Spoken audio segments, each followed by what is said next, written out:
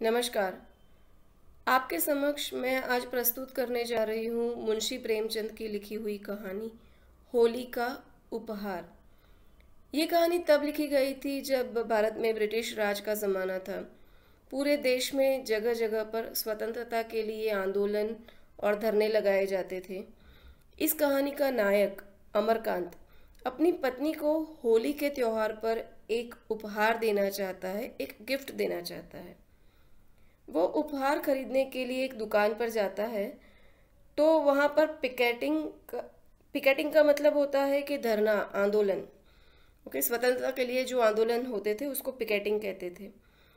तो जब वो दुकान पर उपहार खरीदने के लिए जाता है तो वहाँ पर पिकेटिंग चल रही होती है। उस समय अमरकांत के साथ क्या होता है और किस तरह से उसका हृदय परिवर्तन होता है, वो हम सुनेंगे मुंशी प्रेमचंद की इस प्यारी सी कहानी में, जिसका शीर्षक है होली का उपहार। तो चलिए सुनते हैं होली का उपहार। मैकूलाल अमरकांत के घर शतरंज खेलने आए तो देखा वह कहीं बाहर जाने की तैयारी कर रहे हैं। पूछा, कहीं बाहर की तैयारी कर रहे हो क्या भाई? फुर्सत हो तो आओ, आज दो चार बाजियां हो जाए। अमरकांत ने संदूक में आईना और कंघी रखते हुए कहा, नहीं भाई, आज तो बिल्कुल ही फुर्सत नहीं है।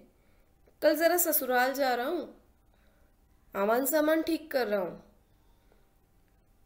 मैकू ने कहा, तो आज ही से क्या तैयारी करने लगे भाई? 4 कदम तो है, शायद पहली बार जा रहे हो। अमरकांत बोला, हाँ यार, अभी एक भी बार नहीं गया। मेरी इच्छा तो अभी जाने को नहीं थी, पर ससुर जी बहुत आग्रह कर रहे हैं। मैकू ने कहा, तो कल शाम को उठना और चल देना, आधे घंटे में तो तुम पहुंच जाओगे। अमरकांत बोला, मेरे हृदय में तो अभी से जाने कैसी धड़कन हो रही है। अभी तक तो कल्पना में पत्नी मिलन का आनंद लेता था, अब वह कल्पना प्रत्यक्ष हुई जाती है। कल्पना सुंदर होती है, प्रत्यक्ष क्या होगा कौन जाने। मैकू बोला, तो कोई सौगात ले ली है क्या? खाली हाथ नहीं जाना, नहीं तो मुंह ही सीधा ना होगा। अमरकांत ने कोई सौगात नहीं ली थी। इस कला में अभी वो अभ्यस्त नहीं हुआ था।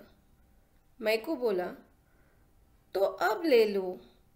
भले आदमी, पहली बार जा रहे हो, भला वह दिल में क्या कहेगी। अमरकांत बोला, तो क्या चीज़ ले जाऊं? मुझे तो इसका ख्याल ही नहीं आया। कोई ऐसी चीज़ बताओ जो कम खर्च और बालानशीन हो, क्योंकि घर भी रुपए भेजने हैं, दादा ने रुपए मांगे हैं। मैकू माँ बाप से अलग रहता था, व्यंग्य करके बोला, जब दादा ने रुपए मांगे हैं तो भला कैसे टाल सकते हो तुम? दादा का रुपये मांगना कोई मामूली बात तो नहीं है जी।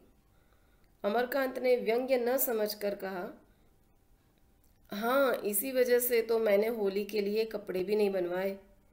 मगर जब कोई सौगात ले जाना भी ज़रूरी है तो कुछ न कुछ तो ले ही जाना पड़ेगा। हल्के दामों की कोई चीज़ तो बतलाओ। दोनों मित्रों में विचार विनिमय होने लगा। विषय बड़े ही महत्व का था। उसी आधार पर भावी दाम्पत्य जीवन सुखमय या इसके प्रतिकूल हो सकता था। पहले दिन बिल्ली को मारना अगर जीवन पर स्थायी प्रभाव डाल सकता है, तो पहला उपहार क्या कम महत्व का विशेष है? देर तक बहस होती रही, पर कोई निश्चय न हो सका।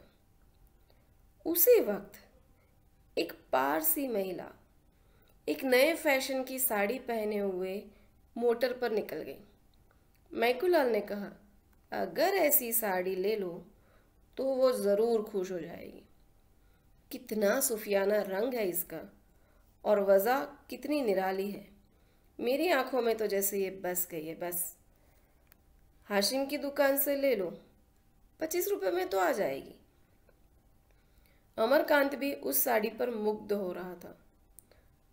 वधू यह साड़ी देखकर कितना प्रसन्न होगी और उसके गोरे रंग यह पर कितनी खिलेगी, वह इसी कल्पना में मग्न था। वो बोला, हाँ यार, पसंद तो मुझे भी है, लेकिन हाशिम की दुकान पर तो पिकेटिंग हो रही है। तो होने दो, खरीदने वाले तो खरीदते ही है। अपनी इच्छा है, जो चीज़ चाहते हैं खरीदते हैं। किसी के बाबा का साजा है। अमरकांत ने क्षमा प्रार्थना के भाव से कहा, ये तो सत्य है, लेकिन मेरे लिए स्वयं सेवकों के बीच से दुकान में जाना संभव नहीं है। फिर तमाशाइयों की हरदम भीड़ भी तो लगी रहती है। मैकू ने मानो उसकी कायरता पर दया करके कहा, तो पीछे के द्वार से चले जाना तुम, वहां पिकेटिंग नहीं होती। किसी देशी दुकान पर ना मिल जाएगी? अमरकांत ने पूछा। तो मैकू ने जवाब दिया, हाशिम की दुकान के सिवा ऐसी साड़ी और कहीं नहीं मिलेगी। संध्या हो गई थी। अमीनाबाद में आकर्षण का उदय हो गया था। सूर्य की प्रतिभा विद्युत प्रकाश के बुलबुलों में अपनी स्मृति छोड़ गई थी। अमरकांत दबे पांव हाशिम की दुकान के सामने पहुंचा। स्वयं सेवकों का धरना भी था और तमाशाइयों की भीड़ भी। उसने 2-3 बार अंदर जाने के लिए कलेजा मजबूत किया, पर फुटपाथ तक जाते जाते हिम्मत ने जवाब दे दी। मगर साड़ी लेना तो ज़रूरी था। वो उसकी आंखों में खूब गई थी। वह उसके लिए पागल हो रहा था। आखिर उसने पिछवाड़े के द्वार से जाने का निश्चय किया। जाकर देखा, अभी तक वहां कोई वॉलंटियर नहीं था। जल्दी से एक सपाटे में भीतर चला गया और 20-25 मिनट में उसी नमूने की एक साड़ी लेकर फिर उसी द्वार पर आया। पर इतनी ही देर में परिस्थिति बदल चुकी थी। 3 स्वयंसेवक आ पहुंचे थे। अमरकांत 1 मिनट तक द्वार पर दुविधा में खड़ा रहा, फिर तीर की तरह निकल भागा और अंधाधुंध भागता चला गया। दुर्भाग्य की बात, एक बुढ़िया लाठी टेकती हुई चली आ रही थी। अमरकांत उससे टकरा गया। बुढ़िया गिर पड़ी और लगी गालियां देने। आंखों में चर्बी छा गई है क्या? देख कर नहीं चल सकते? यह जवानी ढह जाएगी एक दिन। अमरकांत के पांव आगे न जा सके। बुढ़िया को उठाया और उनसे क्षमा मांग रही थी कि 3 स्वयंसेवकों ने पीछे आकर उसे घेर लिया। एक स्वयंसेवक ने साड़ी के पैकेट पर हाथ रखते हुए कहा, बिलाती कपड़ा ले जाए का हुक्म नहीं है, बुलाई थे तो सुनत नहीं हो। दूसरा बोला, आप तो ऐसे भागे जैसे कोई चोर भागे। तीसरा बोला, हजारन मनई पकड़ पकड़ी के जेहल में भरा जाता है। देश में आग लगी है और इनका मन बिलाती माल में नहीं भरा। अमरकांत ने पैकेट को दोनों हाथों से मजबूत करके कहा, तुम लोग मुझे जाने देंगे या नहीं? पहले स्वयंसेवक ने पैकेट पर हाथ बढ़ाते हुए कहा, जाए कसम देई, बिलाती कपड़ा लेके तुम यहां से कबो नहीं जा सकता। अमरकांत ने पैकेट को एक झटके से छुड़ाकर कहा, तुम मुझे हरगिज नहीं रोक सकते। उन्होंने कदम आगे बढ़ाए, मगर 2 स्वयंसेवक तुरंत उसके सामने लेट गए। अब बेचारे बड़ी मुश्किल में फंसे। जिस विपत्ति से बचना चाहते थे वह जबरदस्ती गले पड़ गई। 1 मिनट में 20 आदमी जमा हो गए। चारों तरफ से उन टिप्पणियां होने लगी, कोई जेंटलमैन मालूम होते हो, यह लोग अपने को शिक्षित कहते हैं, छी, इस दुकान पर से रोज 10-5 आदमी गिरफ्तार होते हैं, पर आपको इसकी क्या परवाह? कपड़ा छीन लो तो कह दो जाकर पुलिस में रपट करे। बेचारे बेड़िया सी पहने खड़े थे, कैसे गला छूटे इसका कोई उपाय न सूझता था। मैकूलाल पर क्रोध आ रहा था कि उसी ने यह रोग उसके सर मढ़ा। उन्हें तो किसी सौगात की फिक्र न थी। आए वहां से कि कोई सौगात ले जाओ। कुछ देर तक लोग टिप्पणियां ही करते रहे। फिर छीन झपट शुरू हुई। किसी ने सिर से टोपी उड़ा दी, उसकी तरफ लपके तो एक ने साड़ी का पैकेट हाथ से छीन लिया। फिर वह हाथों हाथ गायब हो गई। अमरकांत ने बिगड़कर कहा, मैं पुलिस में रिपोर्ट करता हूँ। एक आदमी ने कहा, हाँ हाँ जरूर जाओ। हम सभी को फांसी चढ़वा दो। सहसा एक युवती खद्दर की साड़ी पहने एक थैला लिए आ निकली।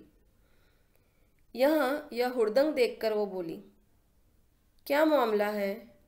तुम लोग क्यों इस भले आदमी को दिख कर रहे हो? अमरकांत की जान में जान आई। उसके पास जाकर फरियाद करने लगी, ये लोग मेरे कपड़े छीनकर भाग गए हैं और उन्हें गायब कर दिया। मैं इसे डाका कहता हूँ, ये चोरी है। इसे मैं न सत्याग्रह कहता हूँ ना ही देश प्रेम। युवती ने दिलासा दिया, घबराइए नहीं, आपके कपड़े मिल जाएंगे, होंगे तो इन्हीं लोगों के पास। कैसे कपड़े थे? एक स्वयंसेवक बोला, बहन जी, इन्होंने हाशिम की दुकान से कपड़े लिए हैं। युवती, किसी की दुकान से लिए हो? तुम्हें उनके हाथ से कपड़ा छीनने का कोई अधिकार नहीं है। आपके कपड़े वापस ला दो। किसके पास है? एक क्षण में अमरकांत की साड़ी जैसे हाथों हाथ गई थी वैसे ही हाथों हाथ वापस आ गई। जरा देर में भीड़ भी गायब हो गई, स्वयंसेवक भी चले गए। अमरकांत ने युवती को धन्यवाद देते हुए कहा, आप इस समय न आई होती तो इन लोगों ने धोती तो गायब कर ही दी थी, शायद मेरी खबर भी लेते। युवती ने सरल भाव से कहा, जनसंपत्ति का लिहाज सभी को करना पड़ता है, मगर आपने इस दुकान से कपड़े लिए ही क्यों, जब आप देख रहे हैं कि वहाँ हमारे ऊपर कितना अत्याचार हो रहा है? फिर भी आप न माने। जो लोग समझकर भी नहीं समझते उन्हें कैसे कोई समझाए? अमरकांत इस समय लज्जित हो गए और अपने मित्रों में बैठकर वे जो स्वेच्छा के राग आलापा करते थे वो भूल गए। अमरकांत बोले, मैंने अपने लिए नहीं खरीदे हैं, एक महिला की फरमाइश थी इसलिए मजबूर था।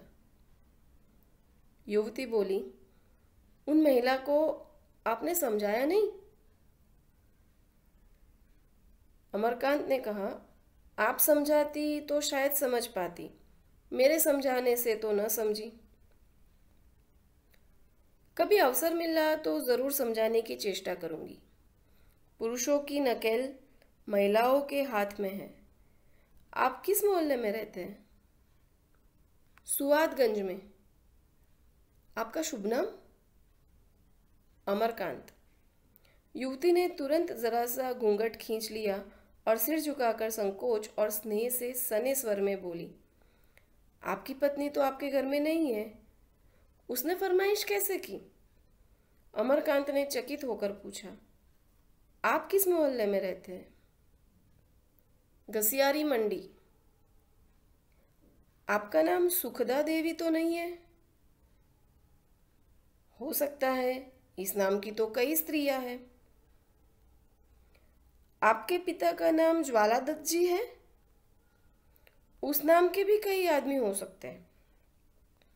अमरकांत ने जेब से दिया सलाई निकाली और वहीं सुखदा के सामने उस साड़ी को जला दिया। सुखदा ने कहा, आप कल आएंगे? अमरकांत ने अवरुद्ध कंठ से कहा, नहीं सुखदा, जब तक इसका प्रायश्चित न कर लूँगा नहीं आऊँगा। सुखदा कुछ और कहने जा रही थी कि अमरकांत तेजी से कदम बढ़ाकर दूसरी तरफ चले गए। आज होली है, मगर आज़ादी के मतवालों के लिए न होली है न बसंत। हाशिम की दुकान पर आज भी पिकेटिंग हो रही है और तमाशाई आज भी जमा है। आज के स्वयंसेवकों में अमरकांत भी खड़े पिकेटिंग कर रहे हैं। उनकी देह पर खद्दर का कुर्ता है और खद्दर की धोती, हाथ में तिरंगा झंडा लिए है। एक स्वयंसेवक ने कहा, पानीदारों को यों बात लगती है, कल तुम क्या थे, आज क्या हो। सुखदा देवी न आ जाती तो बड़ी मुश्किल होती। अमरकांत ने कहा, मैं उनके लिए तुम लोगों को धन्यवाद देता हूँ, नहीं तो मैं आज यहाँ न होता। कल के अपमान के बाद अब मैं उन्हें मुंह दिखाने योग्य नहीं हूँ। जब वह रमणी होकर इतना कर सकती है तो हम तो हर तरह के कष्ट उठाने के लिए बने ही हैं, खासकर जब बाल बच्चों का भार सिर पर नहीं है। उसी वक्त पुलिस की लॉरी आई।